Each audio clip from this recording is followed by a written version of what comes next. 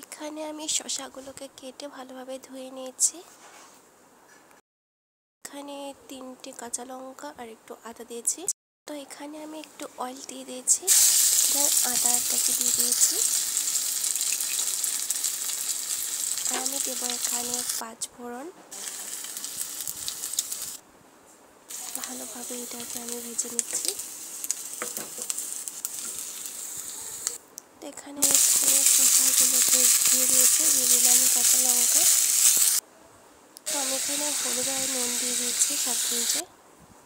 তো ভালোভাবে নেড়ে আমি এখানে জল এড করে দিলাম। তো আমি ভালোভাবে এটাকে নেড়ে নিয়েছি।